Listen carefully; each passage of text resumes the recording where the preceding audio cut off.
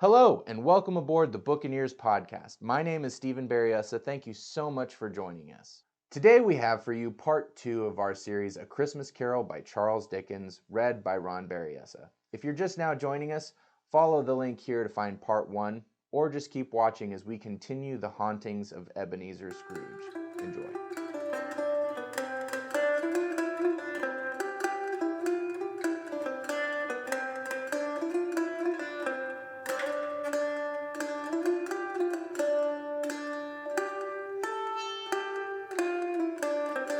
Stave 2, the first of the three spirits. When Scrooge awoke, it was so dark that looking out of bed, he could scarcely distinguish the transparent window from the opaque walls of his chamber. He was endeavoring to pierce the darkness with his ferret eyes when the chimes of the neighboring church struck the 4 quarters. So he listened for the hour. To his great astonishment, the heavy bell went on from 6 to 7, and from 7 to 8, and regularly up to 12, then stopped. 12? It was past 2 when he went to bed. The clock was wrong. An icicle must have got into the works. 12? He touched the spring of his repeater to correct this most preposterous clock. Its rapid little pulse beat 12 and stopped. Why, it isn't possible, said Scrooge, that I could have slept through the whole day and far into another night. It isn't possible that anything happened to the sun, and this is 12 at noon. The idea being an alarming one, he scrambled out of bed and groped his way to the window. He was obliged to rub the frost off with the sleeve of his dressing gown before he could see anything, and could see very little then. All he could make out was that it was still very foggy and extremely cold, and that there was no noise of people running to and fro and making a great stir, as there unquestionably would have been if night had beaten off bright day and taken possession of the world. This was a great relief, because 3 days after sight of this first of exchange, pay to Mr. Ebenezer Scrooge, or his order, and so forth, would have become a mere United States security if there was no days to count by. Scrooge went to bed again, and thought and thought and thought it over and over and over, and could make nothing of it. The more he thought, the more perplexed he was, and the more he endeavored not to think, the more he thought. Marley's ghost bothered him exceedingly. Every time he resolved within himself, after mature inquiry, that it was all a dream, his mind flew back again, like a strong spring released, to its first position, and presented the same problem to be worked all through. Was it a dream or not? Scrooge lay in this state until the chimes had gone 3 quarters more, when he remembered, on a sudden, that the ghost had warned him of a visitation when the bell tolled 1. He resolved to lie awake until the hour was past, and considering that he could no more go to sleep than to go to heaven, this was perhaps the wisest resolution in his power. The quarter was so long that he was more than once convinced that he must have sunk into a doze unconsciously and missed the clock. At length it brought upon his listening ear. Ding dong. 1/4 past, said Scrooge, counting. Ding dong. 1/2 past, said Scrooge. Ding dong. 1/4 to it, said Scrooge. Ding dong. The hour itself, said Scrooge triumphantly, and nothing else. He spoke before the hour bell sounded, which it now did, with a deep, dull, hollow, melancholy 1. Light flashed up in the room upon the instant, and the curtains of his bed were drawn. The curtains of his bed were drawn aside, I tell you, by a hand. Not the curtains at his feet, nor the curtains at his back, but those in which his face was addressed. The curtains of his bed were drawn aside, and Scrooge, startled into a half-recumbent attitude, found himself face to face with the unearthly visitor who drew them, as close as it is as I am to you now, and I am standing in the spirit at your elbow. It was a strange figure, like a child, yet not so like a child as like an old man, viewed through some supernatural medium which gave him the appearance of having receded from the view and being diminished to a child's proportions. Its hair, which hung down about its neck and down its back, was white as if with age, and yet the face had not a wrinkle in it, and the tenderest bloom was upon the skin. The arms were long and muscular, the hands the same, as if its hold were of uncommon strength. Its legs and feet, most delicately formed, were, like those upper members, bare. It wore a tunic of the purest white, and around its waist was bound a lustrous belt, the sheen of which was beautiful. It held a branch of fresh green holly in its hand, and, in singular contradiction of that wintry emblem, had its dress trimmed with summer flowers. But the strangest thing about it was that from the crown of its head there sprung a bright, clear jet of light, by which all this was visible, which was doubtless the occasion of its using, in its duller moments, a great extinguisher for a cap, which it now held under its arm. Even this, though, when Scrooge looked at it with increasing steadiness, was not its strangest quality. For as its belt sparkled and glittered, now in one part and now in another, what was light one instant at another time was dark, so the figure itself fluctuated in its great distinctness, being now a thing with one arm, now with one leg, now with 20 legs, now a pair of legs without a head, now a head without a body, of which dissolving parts no outline could be visible in the dense gloom wherein they melted away. And in the very wonder of this, it would be itself again, distinct and clear as ever. "Are you the spirit, sir, whose coming was foretold to me?" asked Scrooge. "I am." The voice was soft and gentle, singularly low, as if, instead of being so close beside him, it were at a distance. "Who and what are you?" Scrooge demanded. "I am the ghost of Christmas past." "Long past?" inquired Scrooge, observant of its dwarfish stature. "No, your past." Perhaps Scrooge could not have told anybody why, if anybody could have asked him, but he had a special desire to see the spirit in his cap, and begged him to be covered. "What?" exclaimed the ghost.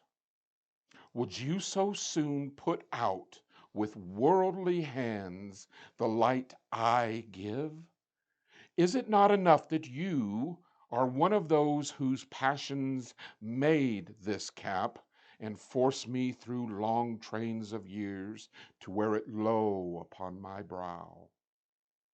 Scrooge reverently disclaimed all intention to offend, or any knowledge of having wilfully bonneted the spirit at any time of his life. He then made bold to inquire what business brought him there. "Your welfare," said the ghost. Scrooge expressed himself much obliged, but could not help thinking that a night of unbroken rest would have been more conducive to that end. The spirit must have heard him thinking, for it said immediately, "Your reclamation, then. Take heed." It put out its strong hand as it spoke, and clasped him gently by the arm. "Rise and walk with me." It would have been in vain for Scrooge to plead that the weather and the hour were not adapted to pedestrian purposes, that the bed was warm and that the thermometer a long way below freezing, and that he was clad but lightly in his slippers and dressing gown and nightcap, and that he had a cold upon him at that time. The grasp, though gentle as a woman's hand, was not to be resisted. He rose, but finding that the spirit made towards the window, clasped its robe in supplication. I am mortal," Scrooge remonstrated, "and liable to fall."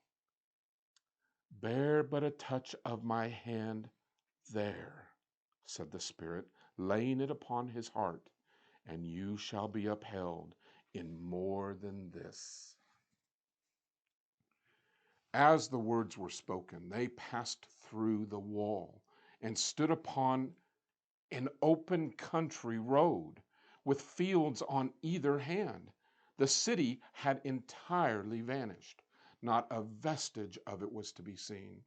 The darkness and the mist had vanished with it, for it was a clear, cold winter day with snow upon the ground.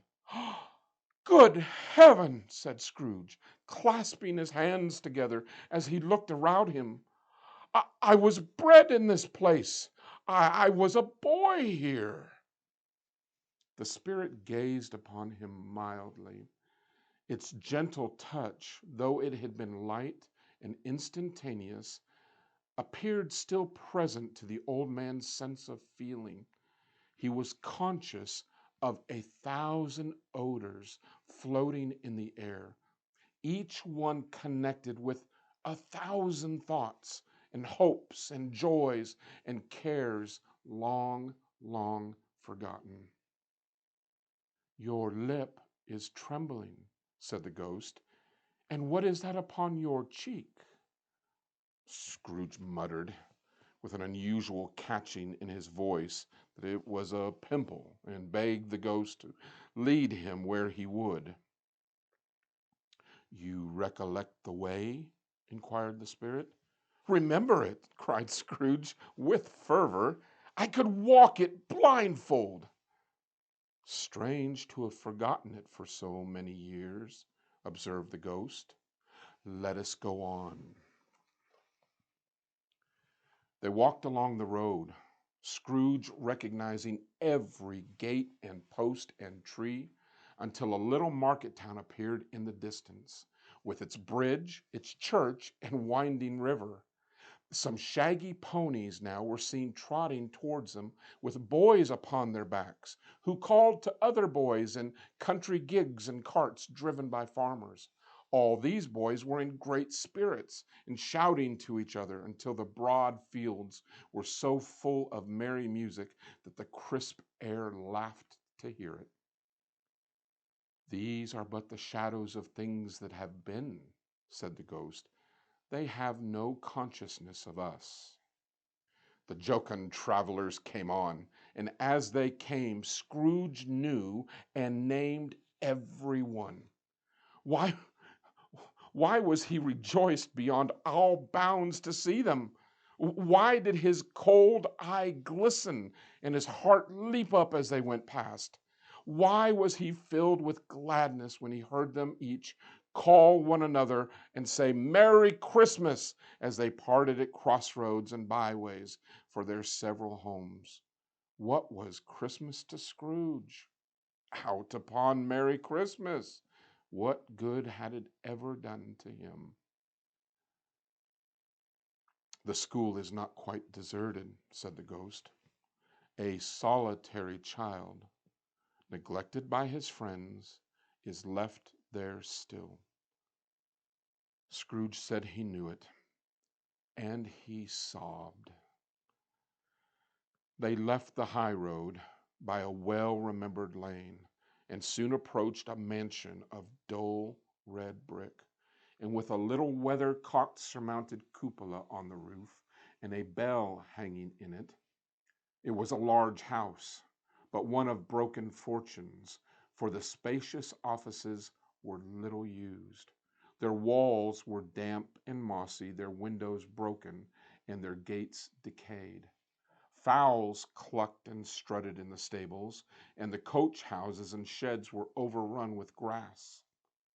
Nor was it more retentive of its ancient state within, for entering the dreary hall and glancing through the open doors of many rooms, they found them poorly furnished, cold, and vast. There was an earthy savor in the air, a chilly barrenness in the place, which associated itself somehow with too much getting up by candlelight and not too much to eat. They went, the ghost and Scrooge, across the hall to a door at the back of the house. It opened before them and disclosed a long, bare, melancholy room, made barer still by lines of plain deal forms and desks. At one of these a lonely boy was reading near a feeble fire, and Scrooge sat down upon a form and wept to see his poor forgotten self as he had used to be. Not a latent echo in the house, not a squeak and scuffle from the mice behind the paneling, not a drip from the half-thawed waterspout in the dull yard beyond, not a sigh among the leafless boughs of the one despondent poplar, not the idle swinging of an empty storehouse door, no, not a clicking in the fire, but fell upon the heart of Scrooge with softening influence and gave a freer passage to his tears. The Spirit touched him on the arm and pointed to his younger self, intent upon his reading. Suddenly, a man in foreign garments, wonderfully real and distinct to look at, stood outside the window with an axe stuck in his belt and leading an ass laden with wood by the bridle. "Why, it's Ali Baba!" Scrooge exclaimed with ecstasy. "It's dear old honest Ali Baba. Yes, I know. One Christmas time, when yonder solitary child was left here all alone, he did come for the first time, just like that. Poor boy. And Valentine," said Scrooge, "and his wild brother Orson. There they go. And what's his name, who was put down in his drawers asleep at the gate of Damascus? Don't you see him? And the Sultan's groom turned upside down by the genie. There he is upon his head. Oh, serves him right. I'm glad of it. What business had he to be married to the princess?"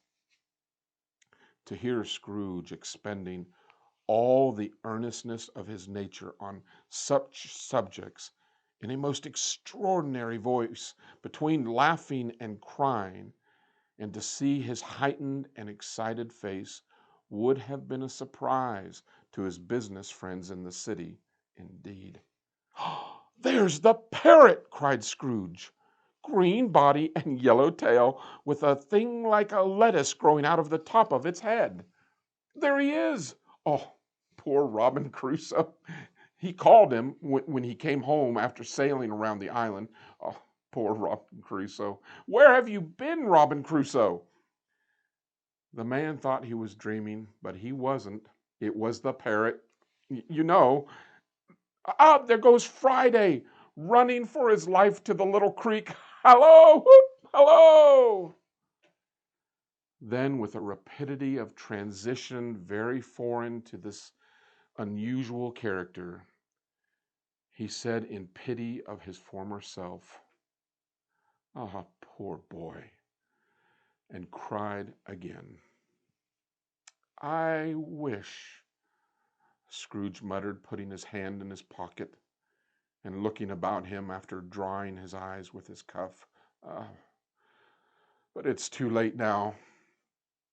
What is the matter? Asked the spirit. Uh, Nothing. Nothing. Uh, there was a boy singing a Christmas carol at my door last night. I should have liked to have given him something. That's all. The ghost smiled thoughtfully and waved its hand, saying as it did so, "Let us see another Christmas." Scrooge's former self grew larger at the words, and the room became a little darker and more dirty. The panels shrunk, the windows cracked. Fragments of plaster fell out of the ceiling, and the naked laths were shown instead. But how all this was brought about, Scrooge knew no more than you do. He only knew that it was quite correct, that everything had happened so, that there he was alone again when all the other boys had gone home for the jolly holidays. He was not reading now, but walking up and down despairingly. Scrooge looked at the ghost with a mournful shaking of his head, glanced anxiously towards the door. It opened, and a little girl, much younger than the boy, came darting in, putting her arms around his neck and often kissing him, addressing him as her dear, dear brother. "I have come to bring you home, dear brother," said the child, clapping her tiny hands and bending down to laugh. "To bring you home, home, home." "Home, little Fan," returned the boy. "Yes," said the child, brimful of glee. "Home, for good and all. Home for ever and ever. Father is so much kinder than he used to be that home's like heaven. He spoke so gently to me one dear night when I was going to bed that I was not afraid to ask him once more if you might come home. And he said, 'Yes, you should.' And he sent me in a coach to bring you. And you're to be a man," said the child, opening her eyes, "and are never to come back here. But first we're to be together all Christmas long and have the merriest time in all the world." "You're quite a woman, little Fan," exclaimed the boy. She clapped her hands and laughed, and tried to touch his head, but being too little, laughed again and stood on tiptoe to embrace him. Then she began to drag him in her childish eagerness towards the door, and he, nothing loath to go, accompanied her. A terrible voice in the hall cried, "Bring down Master Scrooge's box there." And in the hall appeared the schoolmaster himself, who glared on Master Scrooge with a ferocious condescension, and threw him into a dreadful state of mind by shaking hands with him. He then conveyed him and his sister into a veriest old well of a shiveringly best parlor that ever was seen, where the maps upon the wall and the celestial and terrestrial globes in the windows were waxy with cold. Here he produced a decanter of curiously light wine and a block of curiously heavy cake, and administered installments of these dainties to the young people, at the same time sending out a meager servant to offer a glass of something to the postboy, who answered that he thanked the gentleman, but if it was the same tap as he had tasted before, he had rather not. Master Scrooge's trunk being by this time tied on top of the chaise, the children bade the schoolmaster good night right willingly, and getting into it, drove gaily down the garden sweep, the quick wheels dashing the hoar-frost and snow from off the dark leaves of the evergreens like spray. "Always a delicate creature whom a breath might have withered," said the ghost, "but she had a large heart." So she had, cried Scrooge. You're right. I will not gainsay it, Spirit. God forbid. She died a woman, said the ghost, and had, as I think, children. One child, Scrooge returned. True, said the ghost. Your nephew. Scrooge seemed uneasy in his mind and answered briefly, yes. Although he had but that moment left the school behind them, they were now in the busy thoroughfares of a city, where shadowy passengers passed and repassed, where shadowy carts and coaches battled for the way, and all the strife and tumult of a real city were. It was made plain enough by the dressing of the shops that here, too, it was Christmas time again. But it was evening, and the streets were lighted up. The ghost stopped at a certain warehouse door and asked Scrooge if he knew it. Know it, said Scrooge. Was I apprenticed here? They went in, at sight of an old gentleman in a Welsh wig sitting behind such a high desk that if he had been 2 inches taller, he must have knocked his head against the ceiling. Scrooge cried out in great excitement, Why, it's old Fezziwig! Bless his heart, it's Fezziwig alive again! Old Fezziwig laid down his pen, looked up at the clock, which pointed to the hour of 7. He rubbed his hands, adjusted his capacious waistcoat, laughed all over himself, from his shoes to his organ of benevolence, and called out in a comfortable, oily, rich, fat, jovial voice, Yo ho there, Ebenezer, Dick! Scrooge's former self, now grown a young man, came briskly in, accompanied by his fellow prentice. Dick Wilkins, to be sure, said Scrooge to the ghost. Bless me, yes, there he is. Oh, he was very much attached to me, was Dick. Poor Dick, dear, dear. Yo ho, my boys, said Fezziwig. No more work tonight. Christmas Eve, Dick. Christmas, Ebenezer. Let's have the shutters up, cried old Fezziwig with a sharp clap of his hands, before a man can say Jack Robinson. You wouldn't believe how those two fellows went at it. They charged into the street with the shutters, 1, 2, 3, had them up in their places, 4, 5, 6, barred 'em and pinned 'em, 7, 8, 9, and came back before you could have got to 12, panting like racehorses. Hilly ho! Cried Fezziwig, skipping down from the high desk with wonderful agility.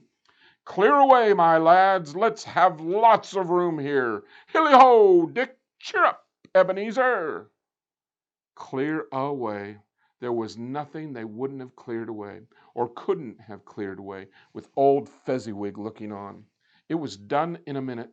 Every movable was packed off as if it was dismissed from public life for evermore.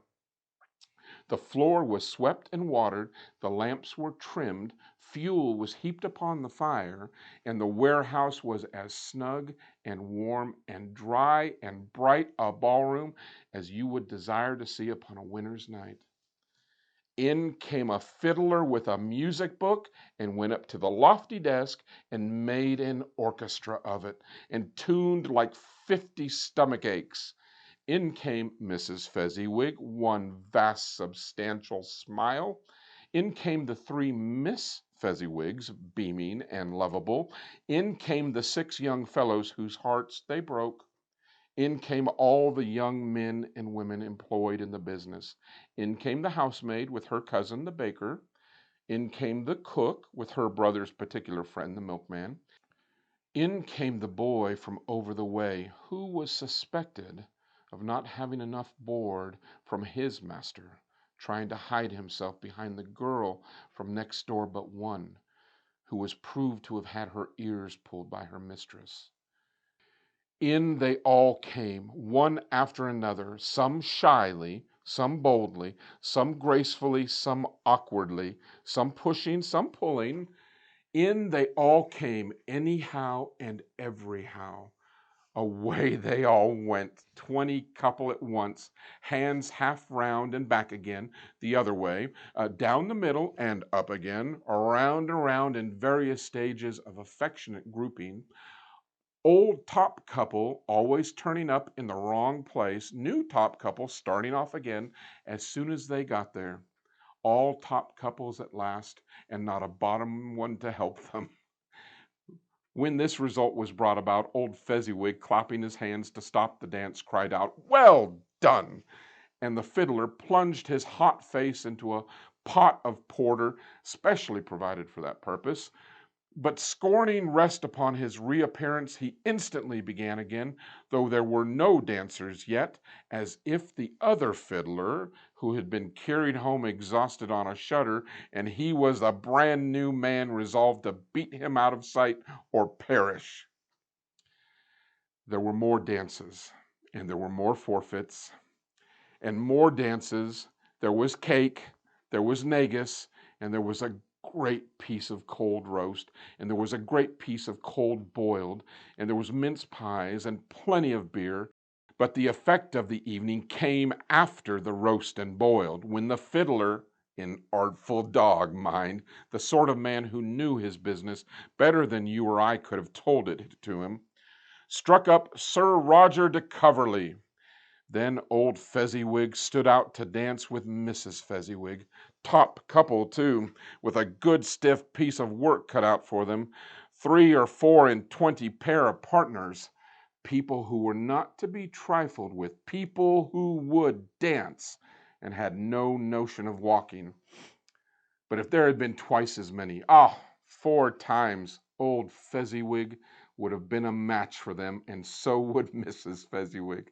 As to her, she was worthy to be his partner in every sense of the term.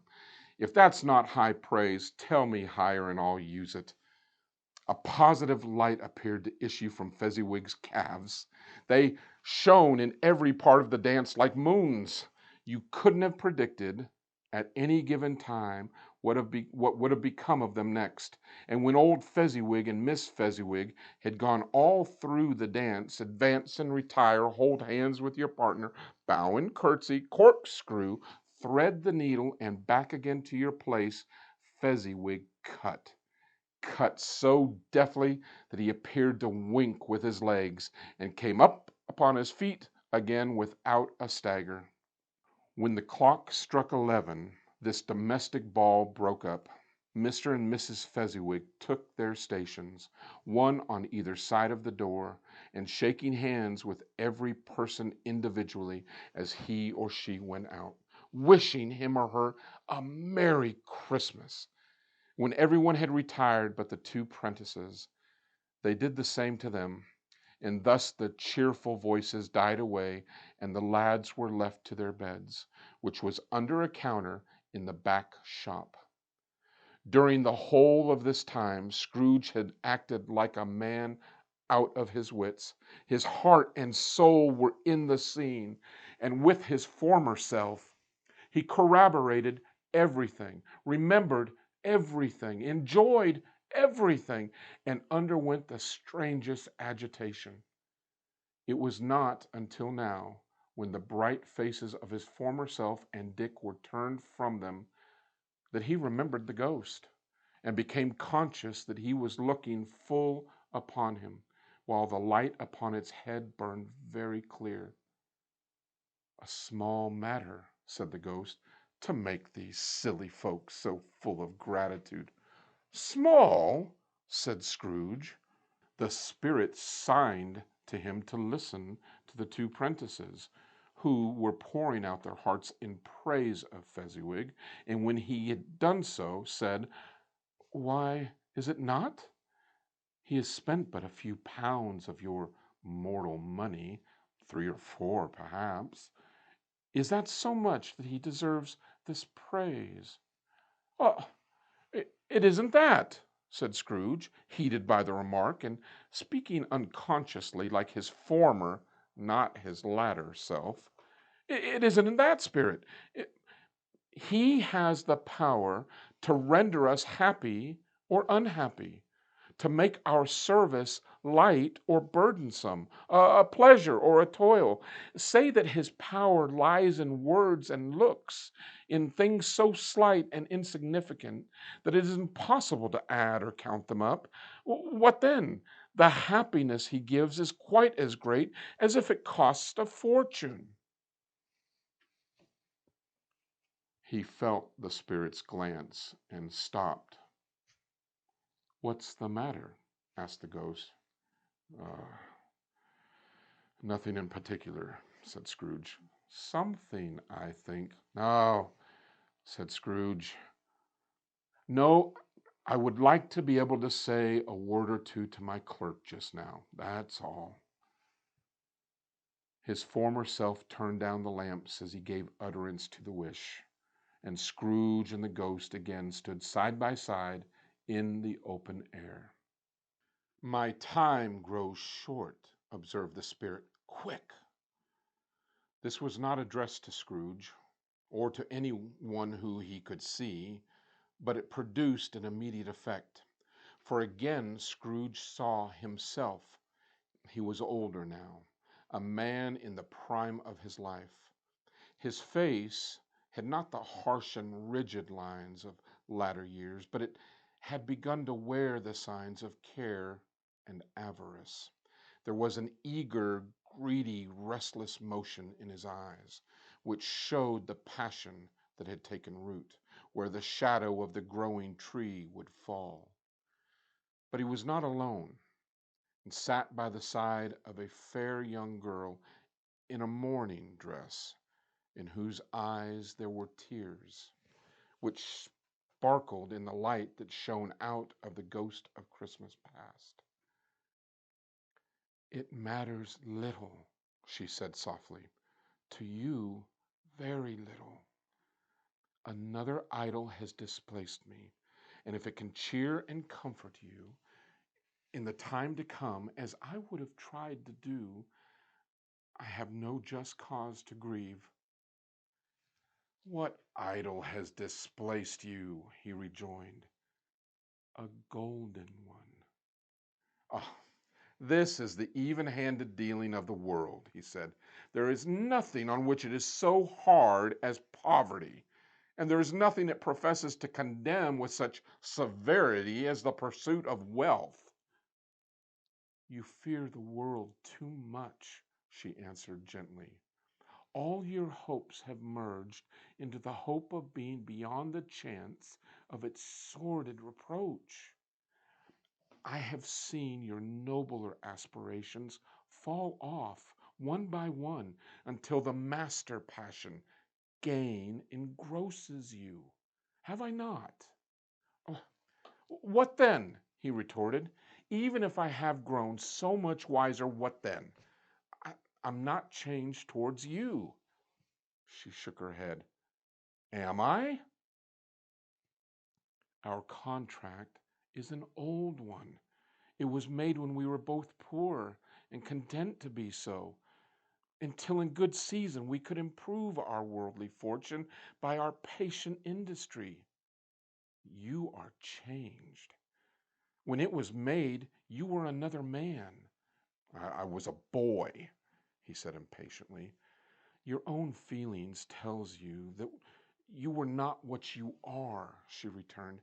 I am. That which promised happiness when we were one in heart is fraught with misery now that we are two. How often and keenly I have thought of this. I will not say. It is enough that I have thought of it and can release you. Have I ever sought release? In words? No, never. In what then?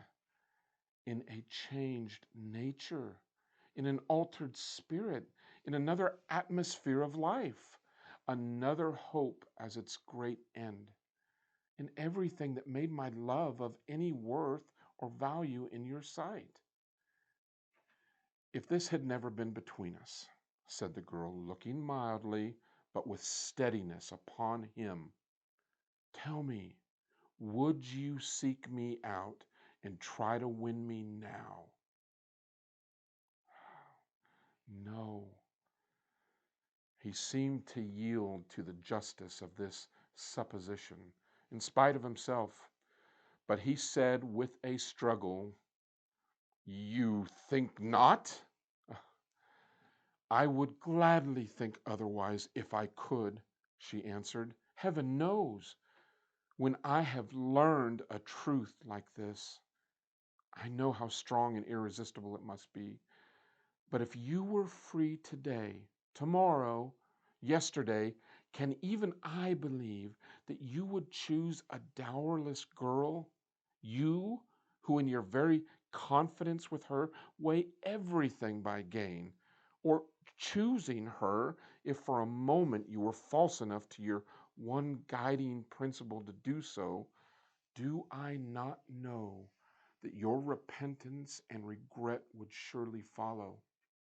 I do, and I release you with a full heart for the love of him you once were."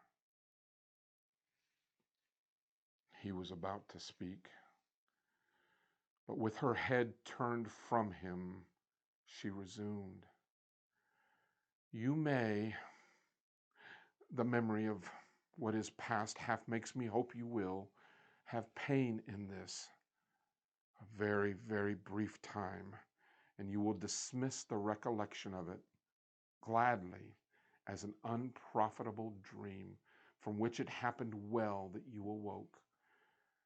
May you be happy in the life you have chosen."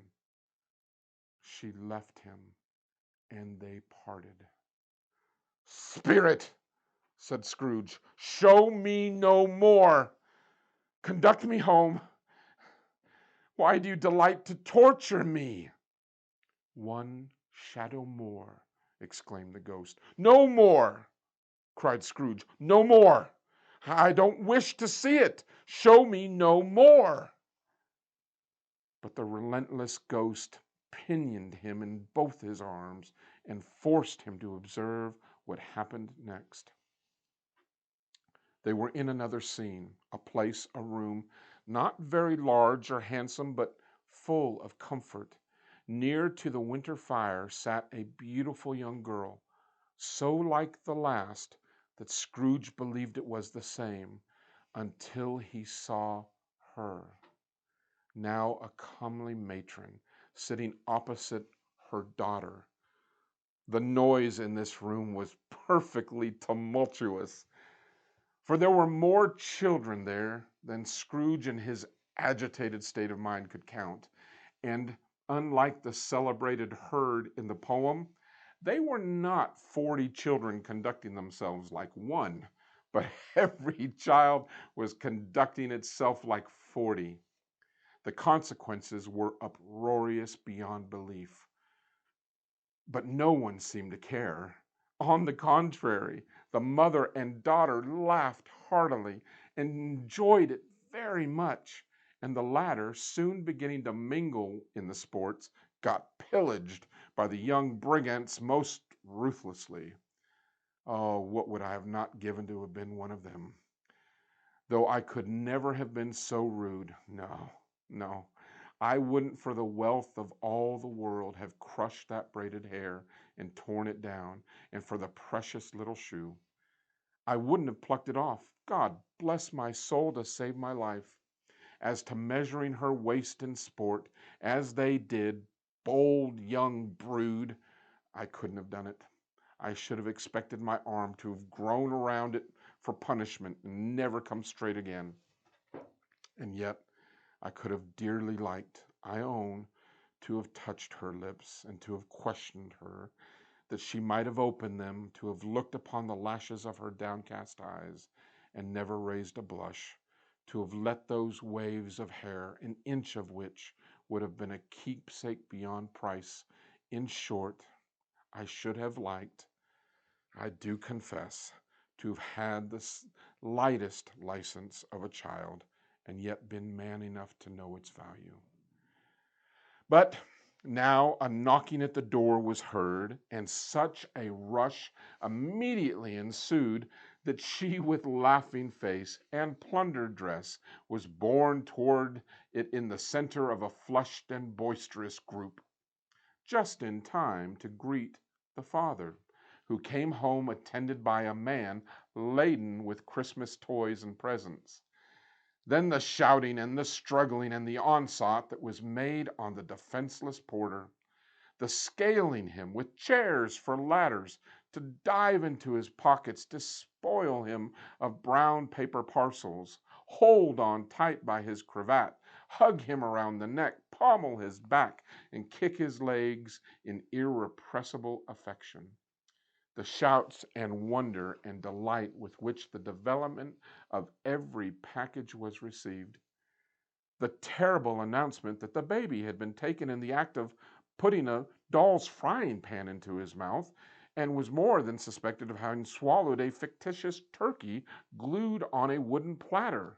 Oh, the immense relief of finding this a false alarm! The joy and gratitude and ecstasy. They were all indescribable alike. It is enough that by degrees the children and their emotions got out of the parlor, and by one stair at a time, up to the top of the house, where they went to bed, and so subsided. And now Scrooge looked on more attentively than ever, when the master of the house, having his daughter leaning fondly on him, sat down with her and her mother at his own fireside, and when he thought that such another creature, quite as graceful and full of promise, might have called him father, and been a springtime in his haggard winter of life, his sight grew very dim indeed. "Belle," said the husband, turning to his wife with a smile, "I saw an old friend of yours this afternoon." "Oh, who was it?" "Guess." "How can I? Tut, don't I know?" she added at the same breath, laughing as he laughed. "Oh, Mr. Scrooge." Mr. Scrooge it was. I passed his office window, and as it was not shut up, and he had a candle inside, I could scarcely help seeing him. His partner lies upon the point of death, I hear, and there he sat alone. Quite alone in the world, I do believe. "Spirit," said Scrooge in a broken voice, "remove me from this place." "I told you these things were shadows of the things that have been," said the ghost. "They are what they are. Do not blame me." "Remove me!" Scrooge exclaimed. "I cannot bear it." He turned upon the ghost, and seeing that he looked upon him with a face in which, some strange way, there were fragments of all the faces he had shown him, wrestling with it. "Leave me! Take me back! Haunt me no longer!" In the struggle, if that can be called a struggle, in which the ghost, with no visible resistance on its own part, was undisturbed by any effort of its adversary, Scrooge observed that its light was burning high and bright, and dimly connecting that with its influence over him. He seized the extinguisher cap, and by a sudden action pressed it down upon its head. The spirit dropped beneath it, so that the extinguisher covered its whole form. But though Scrooge pressed it down with all his force, he could not hide the light, which streamed from under it in an unbroken flood upon the ground. He was conscious of being exhausted and overcome by an irresistible drowsiness, and further, of being in his own bedroom. He gave the cap a parting squeeze, in which his hand relaxed, and had barely time to reel to bed before he sank into a heavy sleep. Thanks again for joining us for part 2 of A Christmas Carol by Charles Dickens. If you liked what you heard, please hit the buttons below, give us a like and a subscribe, share us to all your friends and family, and follow the links to find us on Facebook, Instagram, and Twitter. Join us next time as we continue the hauntings of Ebenezer Scrooge. Thanks so much, everybody. Merry Christmas.